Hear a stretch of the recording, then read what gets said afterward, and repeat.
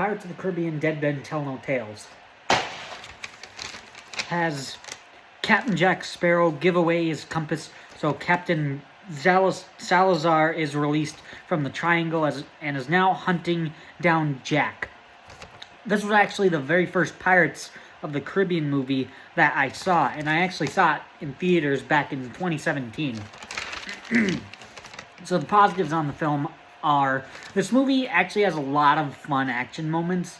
Saving Jack from being beheaded is fun when Jack is swinging around and the guillotine almost cuts his head off. That's actually really funny. The knockoff, like, Fast Five scene, other known as the bank vault heist, is actually super fun and very thrilling. The shark chase, the zombie shark chase, where they're after Jack and the other two, Karina and Henry, on the water. They're under the water. Jack ties a rope to one of the zombie sharks and then ties it to the boat and then to go to land. That's actually a lot of fun. Captain Salazar is a cool villain. He looks cool with his flowing hair and parts of his body missing. He's also kind of intimidating, so I like that. And the last positive is I actually like the motivation for Henry Turner to save Will from his curse. The adventure is actually really cool to find the Trident of Poseidon. I also think it makes for a good ending to the Will and Elizabeth story. It broke Will's curse, and Will, Elizabeth, and Henry finally reunite. So I really like that. That's it for positives. On to the mixed. The mixed aspect is it follows the template of the first movie. It feels too familiar. There's an item that sends out a pulse to an undead crew to be free. A young guy and woman go on an adventure, and they fall in love.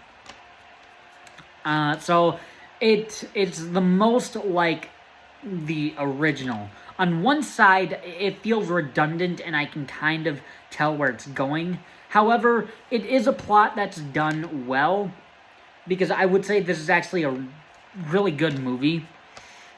And it's a plot that was done well in the first movie, and it's a plot that was done well here, so I enjoy it. That's it for mixed. Now on to the negatives, and I really only have one. The only negative is I kind of miss Will Turner and Elizabeth Swann in the movie. They're the main characters in the first 3 movies, so it's kind of disappointing that they only show up at the end of the movie.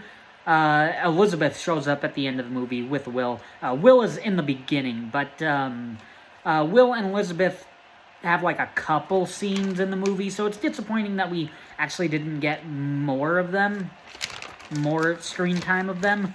But other than that, in the end, I would say this one's actually very entertaining.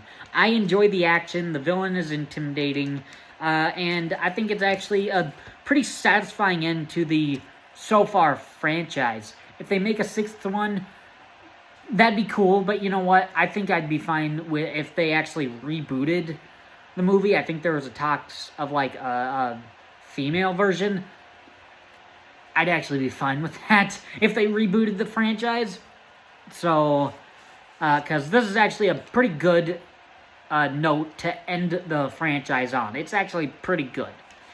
So, that's my review on Pirates of the Caribbean Dead Men Tell No Tales. Thanks for watching.